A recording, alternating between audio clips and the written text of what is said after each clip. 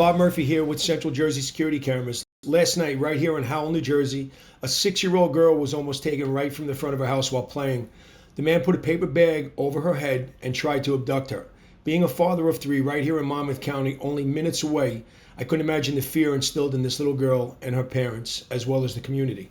Police are out canvassing the neighborhood for video surveillance that may have captured the suspect and the black SUV he was driving. Police are going door to door to homes and businesses that have security cameras with the hope that someone's cameras may have caught something useful.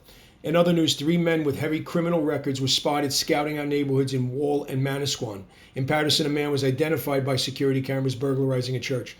Police are encouraging everyone to be vigilant and report anything suspicious. In every one of these cases, security cameras would be an extremely useful tool to identify these predators and put them where they belong, prison. Arm yourself today. Be able to do something about it. Get your security cameras today. Be part of the solution. Video is definitive proof and will do the job every time.